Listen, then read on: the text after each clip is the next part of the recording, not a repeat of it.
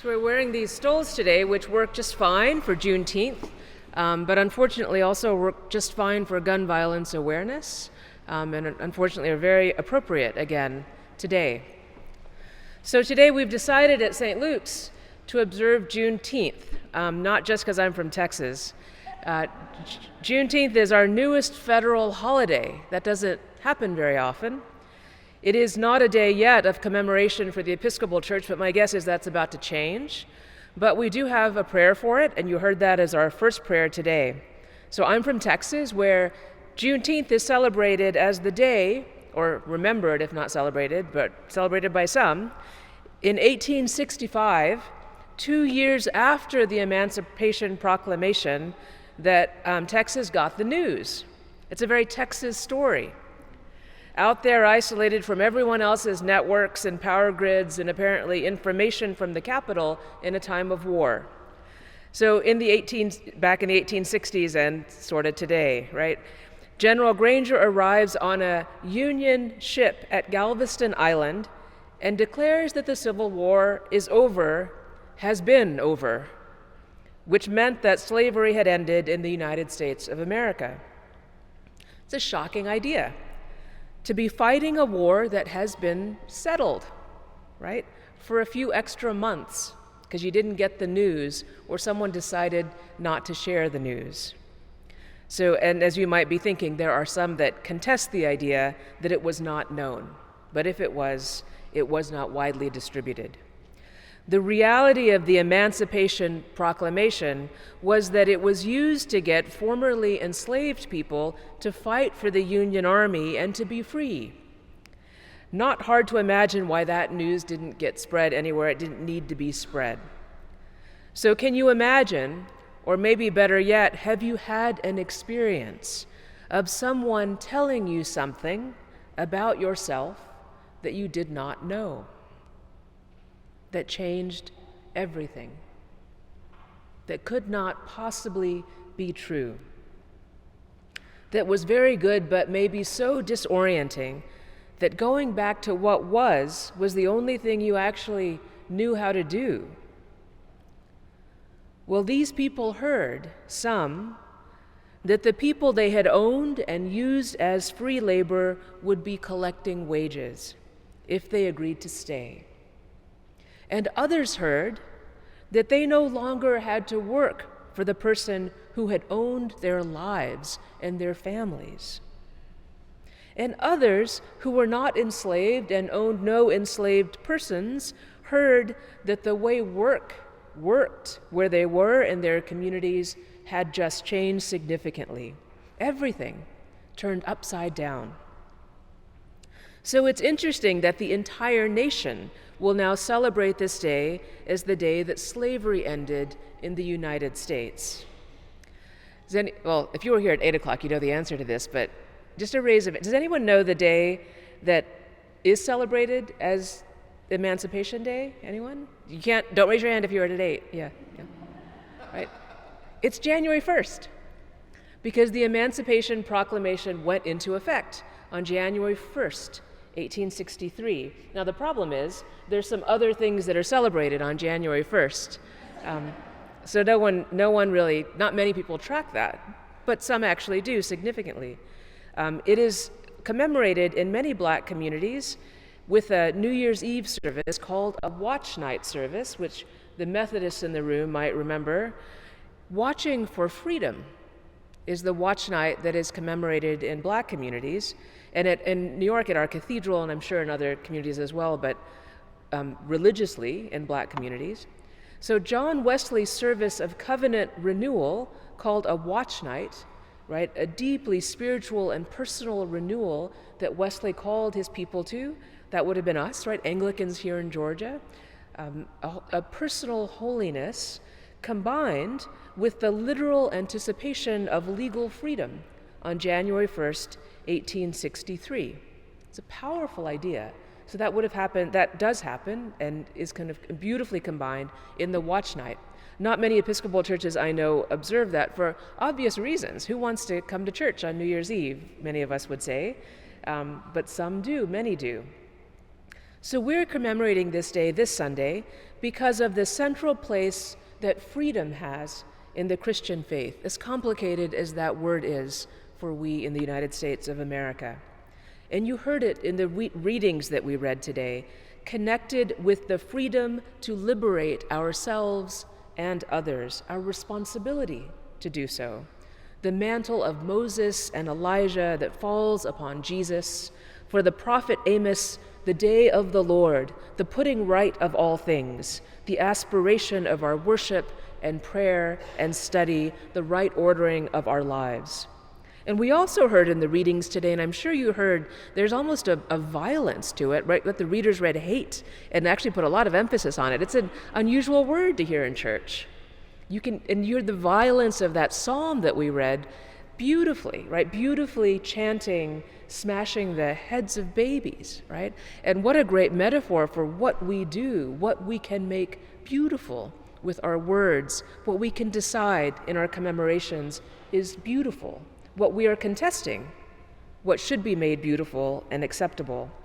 But in the reading today, it said, the day of the Lord that we say we desire will be as if someone fled from a lion and was met by a bear, or went into the house and rested a hand and was bitten by a snake. It is as if the Bible were written in 2022 while watching our news cycle. Thursday, a gunman opened fire at a potluck for seniors at St. Stephen's Episcopal Church in Vestavia Hills near Birmingham, where I know many of you are from and have friends and family. An Episcopal church, a church with a sense of humor like us. It was called the Boomers Potluck, and it was for old folks, basically. It was a Boomers Potluck. A man who had come in and been welcomed by them and had been there before. We don't know why yet. Also, a boomer himself stood up and shot and killed 3 people in an Episcopal church at an evening potluck. A few days ago, June 17th, was the anniversary of the Emmanuel 9. June 17th in 2015, Mother Emanuel Church in Charleston, where I know, again, many of you are from or connected, right? 9, same idea, meeting for Bible study. Young man shows up, he is welcomed, sits with them, and then stands up and begins to kill them.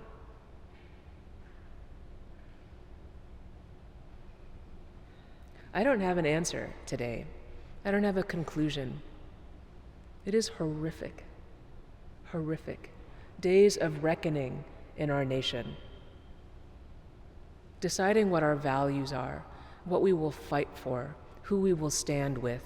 It was a decision to come here and be in a church this morning that I know for all of you, for many of you, wasn't easy, right? Because all the starting point has changed. Gathering together is beginning to feel anxiety-producing. It already was, right? We've got masks, we've got vaccinations, but for a long time it wasn't safe to be together. We're still careful in how we come together. We're grateful if you're watching online and doing what you need to do to be safe. But now it's not only that, I'm hearing from some of you, it's what's the plan if that happens here? What do we do? It is an act of courage to show up and sit here together. I am so grateful that you do it.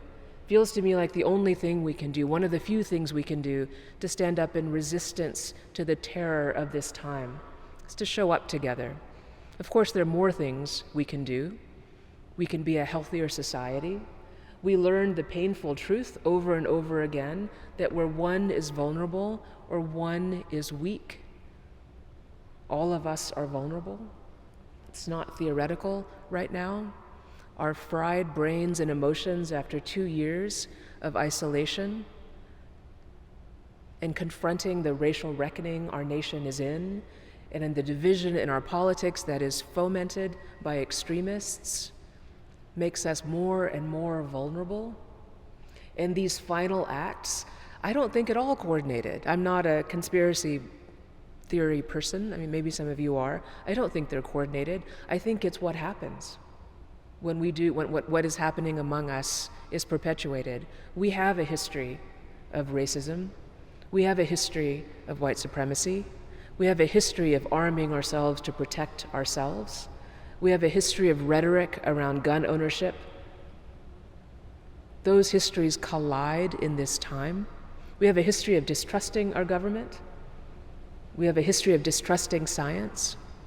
As it all collides and our mental health falls apart individually and collectively, it is no surprise at all that the kind of violence we see in our streets, in our churches, in our elementary schools, in our movie theaters, in our grocery stores, in our shopping malls, in our places of work, is where we find ourselves. What might be the little bit of innovation, right, the little bit of persistence as Christian people, is that we commit to being together. And I don't mean just in person. We've got great technology when this isn't the right way. We commit to being together and doing our work to get healthy in this community. It's hard work. The language that the clinicians use is trauma-informed, right? That we respect that people who live fragile lives, that don't buck up and get it together, like that tragic funeral we had yesterday, mistake by a young person, right? That there are many that don't quite make it, that can't make it. And for those of us that do, that somehow have the emotional wiring to keep on keeping on even while we're falling apart inside, God bless you.